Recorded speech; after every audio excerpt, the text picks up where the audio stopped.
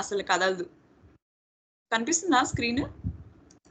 stdio అనేది ఒక file అంటే అది ఇది ఒక హెడర్ ఫైల్ అంటారు దీన్ని. ఓకేనా? ఈ హెడర్ ఫైల్ అనేది ఏం రాస్తున్నావు అక్కడ స్టోర్ అవుతుంది. మనం రాసిన ప్రతి కోడ్ ఎక్కడికి వెళ్తుంది మరి? ఎవరు పంపిస్తున్నారు? ఎక్కడ స్టోర్ అవుతుంది? మన యాక్టివిటీస్ అన్ని కూడా ఇందులో స్టోర్ అయిపోయి ఉంటాయి అన్నమాట. సో దిస్ ఈస్ ద ఏమంటారు ఇది ఎస్టిడి అదే స్టాండర్డ్ ఇన్పుట్ అవుట్పుట్ లైబ్రరీ లాగా. సో అట్లా. సో ఇందులో ఓన్లీ మీకు 2 మాత్రమే important, printf and scanf stdio.h లో. ఓకేనా? అలా కాకుండా ఇంకొక ఫైల్ ఏంటి conio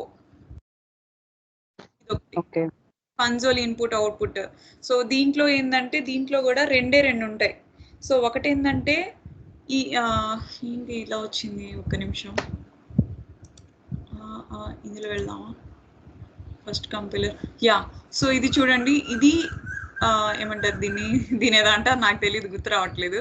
సో ఇదైతే ఇది మనం రన్ చేసేది. ఓకేనా? రన్ అంటే కోడ్ కంపైలేషన్ అనొచ్చు, రన్ చేయడం కూడా అనొచ్చు. 2 రకాల వర్డ్స్ ని మనం యూస్ చేయొచ్చు. కంపైలింగ్ అంటే ఇట్లా పెట్టి ఇలా రన్ చేస్తే కంపైలింగ్ ప్రోగ్రామ్ అంటే కంపైల్ చేసినట్టు కోడ్. లేదా కోడ్ ని రన్ అని కూడా ఉంది, రన్ కూడా వాడచ్చు. జనరల్లీ ఇన్ జనరల్ కంపైలింగ్ అని ఎక్కువ వాడతారు టర్మ్స్. మనం రన్ అని చాలా రేర్ గా వాడతారు. ఏంటండి ఇప్పుడు చెప్పింది ఒకసారి మళ్ళీ చెప్పవా? ఇప్పుడు జనరల్ గా మనం ఇప్పుడు రేపు జాబ్ జాయిన్ అవుతాము, ఏం చేస్తున్నారు, కోడ్ ని రన్ చేస్తున్నారా అంటే రన్ చేస్తున్నామని అనకూడదు అట్లా మనం. ఓకేనా? కోడ్ ని కంపైల్ చేస్తున్నాం అనాలి ప్రొఫెషనల్ వేలో. మన లాంగ్వేజ్ కాస్త ప్రొఫెషనల్ వేలో ఉండాలి అంటే కంపైలేషన్ అంటాం. Hey my code is not working during the compilation, I'm facing some issues, I'm facing this error that error అని ఎక్స్ప్లెయిన్ చేస్తుంటారు కదా. అట్లా ఆ టైంలో మనం కంపైలేషన్ అనాలి. కంపైలింగ్, కంపైలేషన్ అట్లాంటి వర్డ్స్ యూస్ చేయాలి. అండ్ ఇంకొకటి చెప్పా కదా, ఇది రన్ చేయడానికి కోసం దీన్ని యూస్ చేస్తాం. ఇది వచ్చేసి కన్సోల్ అంటాం. ఓకేనా? చూడండి, to exit console program finished with exit code 0 press enter to exit console. So ఆ ఎంటర్ చేస్తే ఎగ్జిట్ అయిపోయింది, చూసారా? నేను ఎంటర్ క్లిక్ చేయగానే కన్సోల్ క్లోజ్ అయిపోయింది కదా. అట్లా. సో దాన్ని కన్సోల్ అంటాం. అండ్ ఇంకొకటి ఏంటంటే చెప్పా కదా, ఇంకోటి ఏంటి CONIO. ఓకేనా? సో ఈ CONIO అనేది ఇంకొక హెడర్ ఫైల్, లైక్ stdio లాగా ఇది కూడా ఒకటి. జస్ట్ ఇంపార్టెంట్ ఏం కాదు, జస్ట్ గుర్తుపెట్టుకోండి. ఈ స్క్రీన్ లో ఉన్నది క్లియర్ చేయాలి అనుకున్నప్పుడు CLR క్లియర్ SCR అనేది యూస్ చేస్తారనమాట కోడ్. అంటే అవుట్పుట్ ఇది అవ్వడానికి. నాకు యూస్ చేయాలంటే నాకేం CLRSCR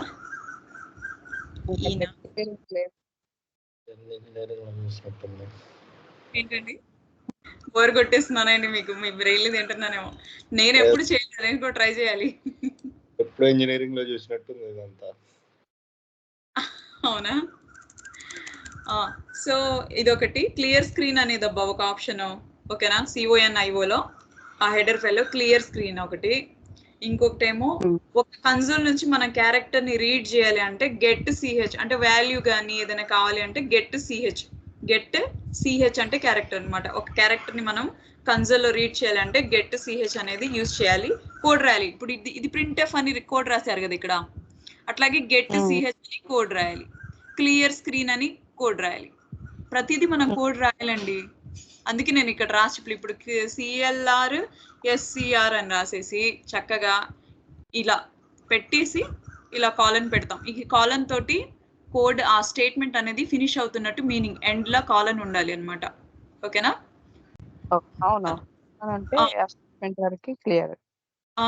అట్లా. ఇప్పుడు printf లో చూడండి, ఇదిగో ఈ బ్రాకెట్ లో హెలో వరల్డ్ అనేది ప్రింట్ కావాలని కదా రాసింది. ఇప్పుడు క్లియర్ స్క్రీన్ అంటే ఇక్కడ ఏం క్లియర్ చేయాలనేది రాయాలి. ఓకేనా?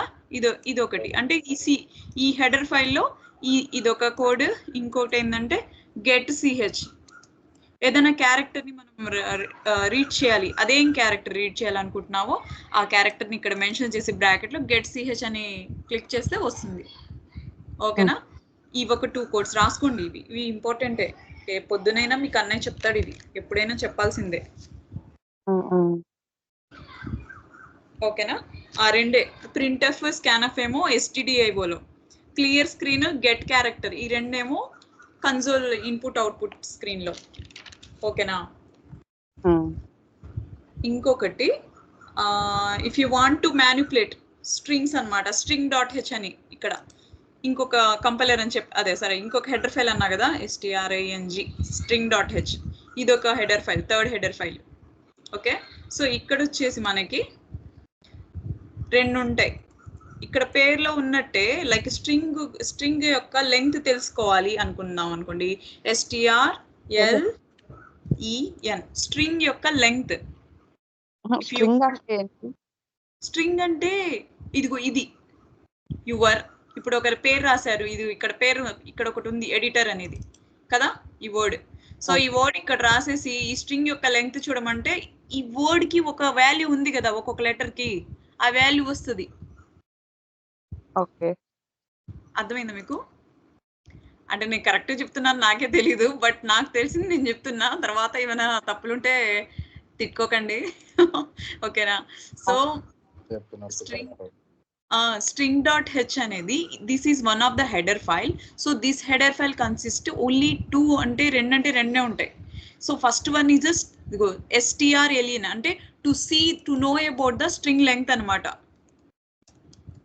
Okay, to know about the string length, ఇదొకటి.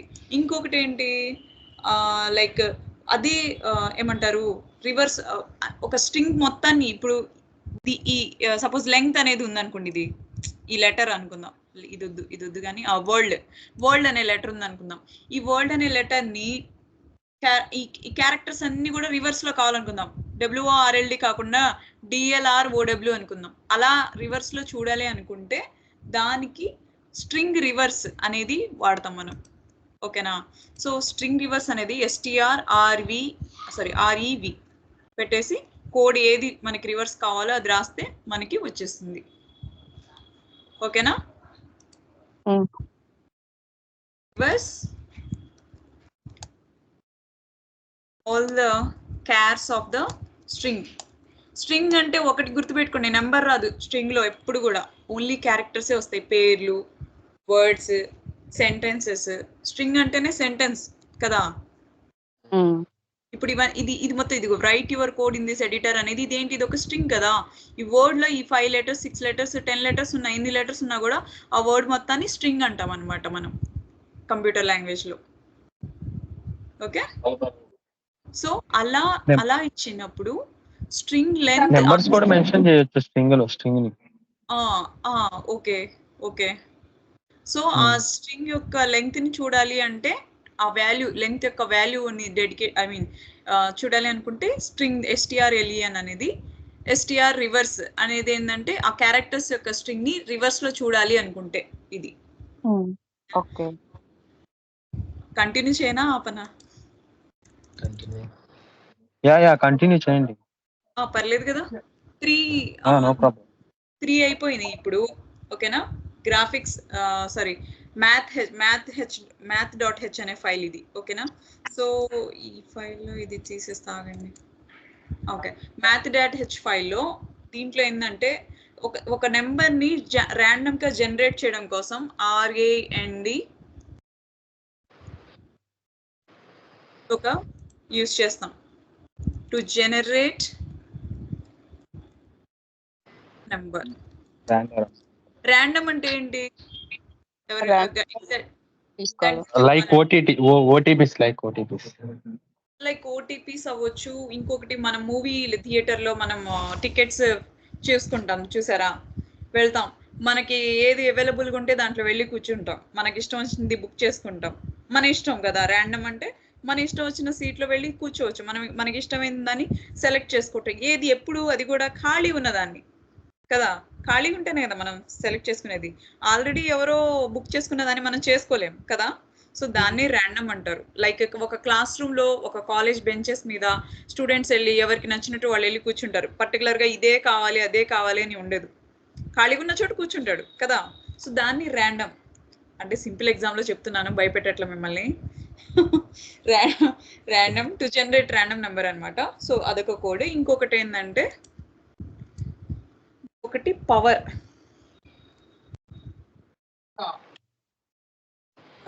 పవర్ ఏంటంటే to find power of A particular ఏమనాలి పర్టికులర్ నంబర్.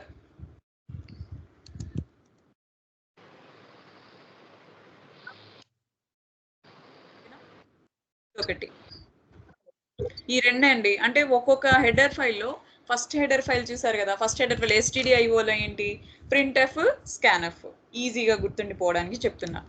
సెకండ్ హెడర్ ఫైల్లో conio, దాంట్లో ఏంటి క్లియర్ స్క్రీన్ గెట్ క్యారెక్టర్, ఆ రెండు. థర్డ్ హెడర్ ఫైల్ ఏంటి స్ట్రింగ్ గురించి చెప్పా. స్ట్రింగ్ లెంగ్త్ చూడడానికేమో స్ట్రింగ్ లెంగ్త్, స్ట్రింగ్ లో ఉన్న లెటర్స్ అన్ని క్యారెక్టర్స్ అన్ని రివర్స్ లో చూడడానికేమో స్ట్రింగ్ రివర్స్. ఓకేనా? ఇది ఫోర్త్ది ఏంటి ఒక నెంబర్ ఒక ర్యాండమ్ గా ఒక నెంబర్ జనరేట్ అవడం కోసం అక్కడ ఏ నెంబర్ లేకపోతే దాని తర్వాత ఏంటి అనేది సిస్టమ్ కి తెలుస్తుంది కాబట్టి సిస్టమే ర్యాండమ్ గా నెంబర్ ఇచ్చేయాలి సీక్వెన్షియల్ లో అనుకుంటే ఈ ర్యాండ్ అనేది. ఓకేనా? అలా ఇంకోటి ఏంటంటే ఆ పర్టికులర్ నెంబర్ యొక్క పవర్ తెలుసుకోవాలి, దాని వాల్యూ తెలుసుకోవాలి